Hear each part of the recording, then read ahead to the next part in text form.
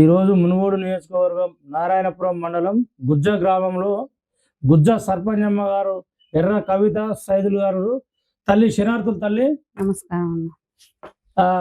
అదేవిధంగా ఈరోజు గుజ్జ గ్రామంలో ఈ రాజగోపాల్ రెడ్డి సార్ది పేరు బాగా మారుమవుతుంది. అమ్మా ఇది ఈ సార్కు ఏదో ఈ మంత్రివర్గ విస్తరణలో ఛాయిస్ వస్తుందని తెలిసింది. మరి మీ దగ్గర ఏమన్నా మంచి మాటలు ఏమన్నా సార్ గురించి చెప్పగలుగుతారా? చెప్తామన్నా. ఆ. అయితే సార్ రాజగోపాల్ రెడ్డి సారు సరే ఎన్ని అయినా కొన్ని కొన్ని కొన్ని కాకుండా కానీ చాలా ఎక్కువ చాలా మంచి పనులు చేస్తుండు. మంచి పనులు చేస్తుంది కాబట్టి సారుకు మంత్రి పదవి వస్తే మాలాంటి విలేజ్‌లు ఎన్నో ఇంకా అభివృద్ధి చెందడం జరుగుతది. ఇప్పటికైనా సారు ద్వారా మేము ఎన్నో పనులు చేసినాం. సీసీ రోడ్లే గాని, ఇప్పుడు అండర్ గ్రౌండ్ మోరీల గురించే గాని, ఇందిరమ్మ ఇండ్లయితే చానా ఇల్లు లేనోళ్ళు చాలా మందురు అమ్మా పేదోళ్ళు. మా ఊర్లో ఫస్ట్ విడతలనే 20 ఇండ్లొచ్చినాయి. ఇప్పుడు మళ్ళా మాకు 25 ఇండ్లు కావాలి, ఇండ్లు లేనోళ్ళు అని సారుని అడగడం జరిగింది. సారు మాట ఇయ్యడం జరిగింది. ఇచ్చినాక గిట్ట మళ్ళా సారుని పోయి కలవడం, మేము పోవడం గిట్లా సార్ పోవంగానే ఒక ఎస్సీ వాళ్ళనుకుంటా సారు ఇస్తాడనే నమ్మకం ఉంది. మేము తెచ్చి ప్రజలకు చేస్తామనే నమ్మకం ఉంది. ఒకటి ఏందంటే అన్న, సుశీలమ్మ ఫౌండేషన్‌కెళ్ళి స్కూల్ పిల్లలకి ఒక బస్సు కావాలని సార్‌ని కోరుతున్నాం అన్న. అది కావాలి ఫస్ట్. అమ్మా మా పెద్ద విలేజ్‌కి. కోరిక పెట్టిరు మీరు సార్ మీద. మా విలేజ్‌కి ఆ. అది కావాలి. ఎందుకంటే మా ఊరికి ఒక కిలోమీటర్‌కి ఎక్కువుంది స్కూలు. ఇప్పుడు మెయిన్ స్కూలు మూతబడే టైం వచ్చింది. ఆ టైం రావడం వల్ల మేము సొంతంగా ఆటో పెట్టుకొని పిల్లలను చేర్పడం జరుగుతుంది. ఒక్కొక్క కిలోమీటర్ వస్తది ఆ స్కూల్ దగ్గరికి 7 గూడాలు. మీ గూడాలు వేరున్నాయి కాబట్టిక ఫస్ట్ సార్‌నయితే మళ్ళా స్కూల్ మూతపడితే మనం తేలేం కాబట్టిక ఇప్పుడు కొంతమంది పిల్లలని చేర్చిన వల్ల సార్‌ని ఇది గిట్ట అందులో ఒక భాగంగా తీసుకొని చేరిస్తే బాగుంటదని పేద గొప్ప ఆలోచన మీది. చాలా గొప్ప ఆలోచన. పేద పిల్లలకి ఇట్లా కొంచెం ఉన్నోళ్ళంటే చదివిపియగలుగుతారు. లేనోళ్ళు ఏముంది మళ్ళీ గవర్నమెంట్ స్కూల్ పడిపోతే వాళ్ళు చదివించలేరు. మళ్ళా ఈ వెట్టి చాకిరీ చేయవలసి వస్తది. తల్లులు ఇబ్బంది పడ్డట్టు పిల్లలు ఇబ్బంది పడతారు. అది కాకుండా ఉండాలని సార్ దృష్టికి ఇది తీసుకుపోవాలని నేను కోరుతున్నా. మళ్ళీ పోయి గిట్ట సార్‌ని కలవడం జరిగింది. అడగడం జరిగింది. సరే ఇస్తాను గిట్ట అన్నాడు సారు. మళ్ళొక్కసారి మీ ద్వారా చేరాలని నేను కోరుకుంటున్నాను. ఇంకా సార్ చేసే పనులేంది, మీరు చేసిన పనులేంది, అభివృద్ధి పనులు? ఇప్పుడు మాకు వాటర్ ప్రాబ్లమ్ ఉండేనా మా ఊర్లో. వాటర్ ప్రాబ్లమ్ ఉంటే మోటార్ గిట్ట ఇంతకుముందుకు ఏయించిర్రు. గవర్నమెంట్ వాళ్ళే ఏయించిర్రు. ఏయిస్తే ఆ మోటార్ ఊడబిక్కురు, పైపులు తీసుకుర్రు. అదెక్కడ పోయిందో ఎవరికీ తెలవదు. గత ప్రభుత్వం ఉన్నప్పుడు తెలవదది. మేమొచ్చిన కాడ్నుంచి అయితే 8 నెలల లోపలైతే ఇప్పుడు సార్ వాళ్ళని అడిగితే మోటార్ ఇయ్యడం గానీ, పైప్ లైన్ ఇయ్యడం గానీ, మేము తీయించడం గానీ, మేము చేయడం గానీ, వాటర్ ఇబ్బంది లేకుండా పెట్టడం గానీ అవన్నీ. మళ్ళా సారు ఇంకా చదువుకున్న పిల్లలకు మాత్రం చాలా ఎంకరేజ్ చేసిండు. అది మాత్రం. ఇప్పుడు ఈ ఫస్ట్ చదువుకున్న పిల్లలకు 25,000, 15,000 థర్డ్ వచ్చినోళ్ళకి 10,000 ఇయ్యడం వల్ల చదువుకోలేనోళ్ళు గిట్ట చదువుకొని మేము ఆ డబ్బులు ఆర్థికంగా ఉన్నోళ్ళకు చాలా ఇది బెనిఫిట్‌గా అన్న. కష్టం చేసేటోళ్ళకు. కష్టం 25,000, 15,000 ఇచ్చేదా? ఇచ్చిర్రు అమ్మా గాను. నేను ఎక్కిన కాడ్నుంచే 11, 12 చదివిన విద్యార్థులకు గిట్ల వాళ్ళకి గిట్ట ఇచ్చిండు. ఇప్పుడు వీళ్ళకొచ్చింది కాబట్టికనే ఆళ్ళకొచ్చింది. మళ్ళా నెక్స్ట్ చదువుకున్న ఇప్పుడు మా ఊరికే 5 మంది, 10 మంది పిల్లలకొచ్చిందన్న పేదవాళ్ళకి. మళ్ళా నేను ఎక్కంగానే ఫస్టు చేయడం ఏందనంటే స్కూల్‌లో విద్యార్థికి ఒక మాట ఇవ్వడం ఏందనంటే ఫస్ట్ క్లాస్ వచ్చిన అబ్బాయికి గాని, అమ్మాయికి గాని నా మొదటి సాలరీ ఇస్తా అని నేను మాట ఇచ్చినన్న. అది ఇస్తా నేను ఖచ్చితంగా ఇస్తా. ఎందుకంటే లేనోళ్ళకి లేనిదే తెలుస్తది. ఉన్న వాళ్ళకు తెలవదది. కాబట్టి సార్ గిట్ట మాలాంటి వాళ్ళకి పేదోళ్ళకు ఎంకరేజ్ చేయడం వల్ల ఇప్పుడు ఈ స్థాయిలో ఉన్నామనంటే సార్ వాళ్ళు ఇయ్యడం వల్లనే ఈ స్థాయిలో ఉన్నాం మేము. కాకపోతే సార్ మమ్మల్ని గుర్తించి మాకిది ఇచ్చినందుకు మాకు చాలా సంతోషంగా ఉంది. సార్‌కు మంత్రి పదవి వస్తే మేము అంతకంటే సార్ తోటైతే ఏది కొట్లాడైనా మా ఊరు అభివృద్ధి అయిపోయినట్టే. మా ఊరు ఒక్కటి కాదు చానా ఊర్లు అభివృద్ధి అయితాయి. వెనకబడ్డ ఊర్లు ఎన్నో ఉన్నాయి. కాబట్టిక సార్ అసలు మనం పొగడడం గాదు. సార్ చేసిన పనులు ఆడ అవుపిస్తున్నాయి. అవుపిస్తున్నాయి కాబట్టి మనం చెప్తున్నాం. నిజాయితీగా చేస్తున్న కాబట్టికే చెప్తున్నాం. ఏ ఎమ్మెల్యేనైనా సరే నేను సంపాదించుకోవాలి, నేను వెనకేసుకోవాలి, ఏదో పెద్ద బిల్డింగ్ కట్టాలి, ఇది సంపాదించాలి, అది సంపాదించాలి అనేది ఉంటది. కానీ సార్‌కు అది లేదసలు. ఉన్నది ఆయన సొంతం డబ్బులు పెట్టి ఆయన ఇప్పుడు మొన్న ఒక పెద్దాయన ఏం చేసిండు, ఒక బాబుని తీసుకొని పోయిండు.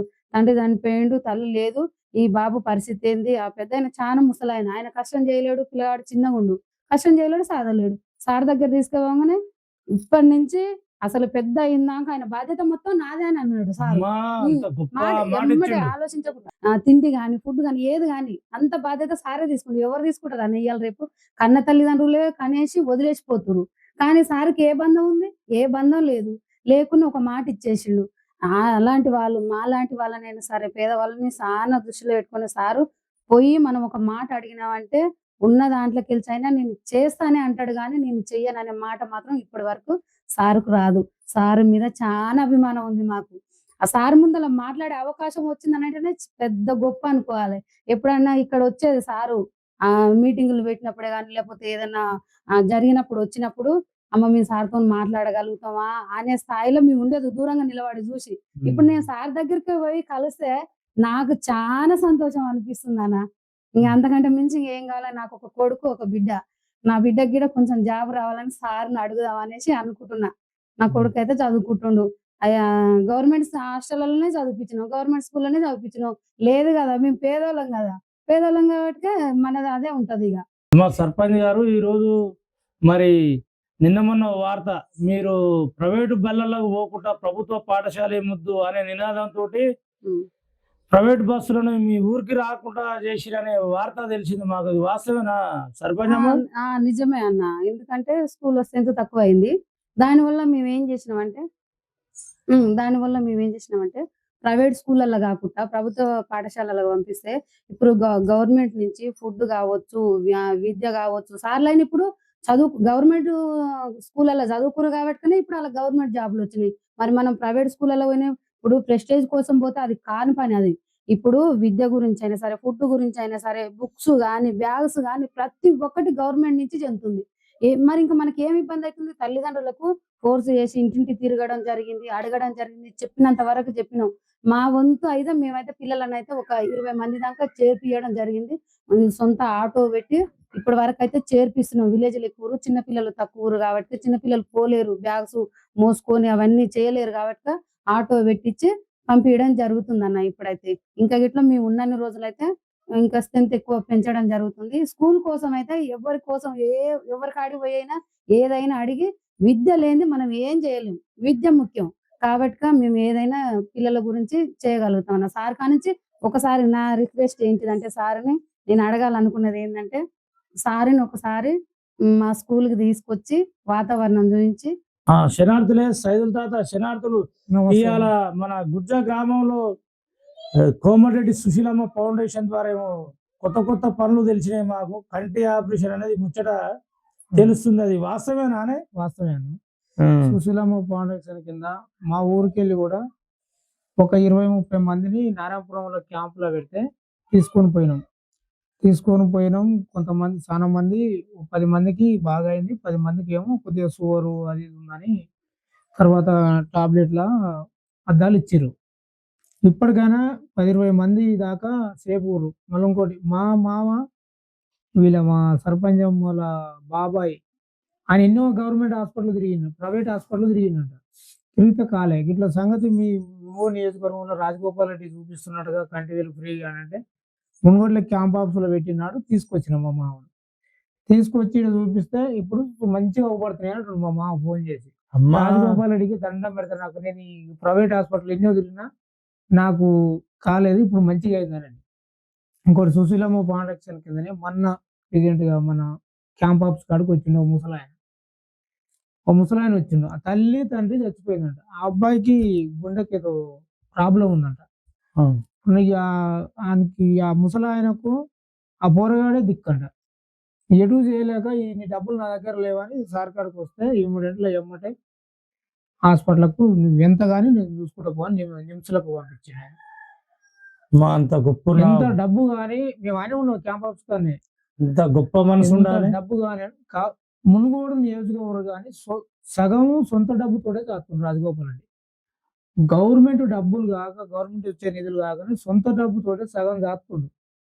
ఇప్పుడు జనాలను చూపెట్టడం గాని, ఇప్పుడు మోటార్లు చేయడం గాని, కన్నులు గాని, ప్రతి ఒక్కటి స్కూళ్ళలో గాని, ఈ మరిగూడెం కాడ 1,50,00,000 పెట్టి చేపించిండు. సొంత డబ్బులవి. సుశీలమ్మ ఫౌండేషన్ కింద.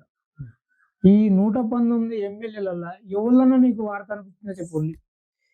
మీకు ఏ ఛానల్ ద్వారానన్నా ఆయన డబ్బుకు లొంగుతాడు కాదు, నిజాయితీగా ఉంటాడు, నిజాయితీపరుడు. అసోంటోనికి రేవంత్ రెడ్డి గారికి ఒకటే కోరుతున్నాను, మా రాజగోపాల్ రెడ్డికి మంత్రి పదవి ఇవ్వాలి. అసోంటోని మంత్రి పదవి ఇస్తేనే పార్టీకి గౌరవం ఉంటుంది, అందరికీ గౌరవం ఉంటుంది. నువ్వు అసోంటి నాయకుడు దొరకడిగా, అసోంటి నాయకుడు కాంగ్రెస్ పార్టీలో దొరకడిగా. అసోంటి వ్యక్తి మళ్ళీ మేము కూడా మొన్న ఇక్కడ వాటర్ వస్తలేవని చెప్పినాం, పొక్క ఉంది సార్ అని చెప్పినాం. పొక్క ఉంది కానీ బోర్ లేదన్న. నీకు బోర్ ఇప్పించి బోర్ కావాలన్నా మొత్తం పైప్ లైన్ కావాలని నేను లేకుంటున్నాడు. ఇమ్మీడియట్లో సారు మోటార్ ఇప్పించిండు, దాని పైపులు ఇప్పించిండు. మళ్ళా 40-50 పైపులు మొత్తం 2 లక్షలన్నర ఎమ్మటే శాంక్షన్ చేసి ఇచ్చిండు. ఊరికైతే నేను ఏది అడిగినా కానీ నువ్వేం ప్రాబ్లం నుంచి వచ్చినావు సర్పంచ్ సాబ్ అని, నా ఊరికి సమస్య ఉంది సార్ అంటే ఎమ్మటే ఇస్తాడు. నేను గెలిచిన సందైనా 1,00,000 రూపాయలు పెట్టి ఈది లైట్లు ఇచ్చిండు. అవి ఆయన సొంతం ఈది లైట్లు స్తంభాలకు వేయించిండు, బోరు పక్క వేయించిండు. ఇక సీసీ రోడ్లు అంటే ఎన్నడూ సీసీ రోడ్లు అవి కూడా కొన్ని మా ఊర్లలోకి ఇవ్వలేదు కానీ మాకు ఇచ్చిండు. నేను పోతే ఏదైనా కాదన్నాడు. రాజగోపాల్ రెడ్డి అంటే అసలు వ్యక్తి మన తెలంగాణలో లేడు. బా. లేడు రాజగోపాల్ రెడ్డి అసలు వ్యక్తి మన తెలంగాణలో. ఎవరన్నా ఈ రోజుల్లో చేస్తారు?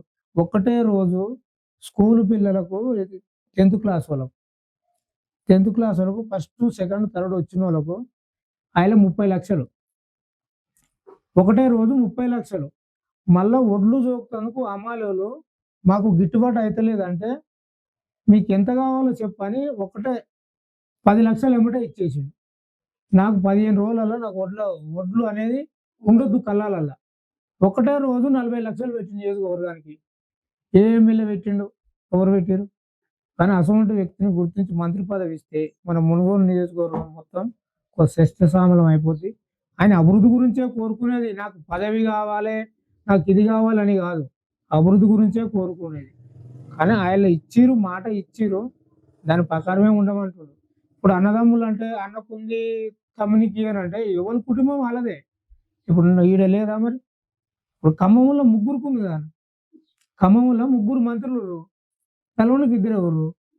ఇటువంటి లీడర్కి ఇవ్వాలి, హైకమాండ్ ఇవ్వాలి. 20వ తారీఖు మంత్రి విస్తరణని అల్లా కంపల్సరీ మా రాజగోపాల్ రెడ్డికి మంత్రి పదవి ఇవ్వాలని నేను రేవంత్ రెడ్డి గారికి, రాహుల్ గాంధీ గారికి కోరుకుంటున్నాను. మీ మండలంలో విచ్చలవిడిగా బెల్ట్ షాపులు మరి సారాయి విక్రయిస్తున్నారని బాగా వార్తలు వెలుగులోకి వస్తున్నాయి. మరి మునుగోడు నియోజకవర్గంలో రాజగోపాల్ రెడ్డి సారు బెల్ట్ షాపులు, మద్యం దుకాణాలు అన్ని బంద్ అని తెలిసింది. మరి ఇక్కడ వార్తలేమో ఎయిర్ లైవ్ పారుతుంది, బెల్ట్ షాపులు సారాయి అని వస్తుంది. వాస్తవేనా? అది తప్పుడు ప్రచారం, అది తప్పుడు ప్రచారం అన్నారు. బెల్ట్ షాపులు అనేవి నారాయణపురం మండలంలో ఏ గ్రామానికి లేదు. మా గుజ్జల్లో అయితే నీకు పెగ్గు మందు కూడా దొరకదు. కాకపోతే మీకు డౌట్ ఉంటే మీ ఛానల్ ద్వారా మొత్తం తిప్పుకొస్తా, మా గుజ్జ మొత్తం తిప్పుకొస్తా. ఏడ ఒక్క పెగ్గు మందు కూడా దొరకదు. మా గుజ్జ ఒకటేనే కాదు, నారాయణపురం మండలంలో ఏడ దొరకదు. మళ్ళీ 1 గంటకే చాలు. మళ్ళీ 1 గంట నుంచి అయినా 5 గంటల దాకా, 6 గంటల దాకా నీకు కూర్చొని మాట్లాడేది లేదు. అట్లా అయితే బెల్ట్ షాప్ అనేది ఇక లేదన్న. ఇక మొత్తం బిల్కుల్ మందు బంద్. అది వాళ్ళు తప్పుడు ప్రచారం. అది వ్యక్తి వాళ్ళు కావాలని చేస్తే దానికి వాళ్ళకే కానీ అలాంటిది అయితే లేదు. బెల్ట్ షాప్ అనేది లేదు. నేను చూపిస్తారా? చుక్క మందు కూడా దొరకదు, పెగ్గు కాదు చుక్క కూడా దొరకదు. చూపిస్తా నీకు, గల్లి గల్లి తిప్పైనా ప్రశాంతంగా ఉంది మా ఊరు అయితే, మందు లేక గొడవలు ఏవి చూస్తున్నా. తెలంగాణ ప్రజలు ఇక్కడ గుజ్జ సర్పంచ్ కవిత సైదులు గారి మాటలు వింటున్నా. తెలంగాణ ప్రజలంతా మునుగోడు నియోజకవర్గంలో సుక్క మందు దొరకదు అంటుండ్రు బెల్ట్ షాపులలో. అదేవిధంగా రాజగోపాల్ రెడ్డి మంత్రి పదవి రావాలని 1000 కళ్ళతో ఎదురు చూస్తున్నారట. మన సర్పంచ్ అమ్మ కవిత సైదులు గారు చెప్తున్న ముచ్చట్లు మరి చూస్తూనే ఉండండి బాలు టీవీ. సరే, ధన్యవాదాలు సర్పంచ్ అమ్మ, సర్పంచ్ గారు.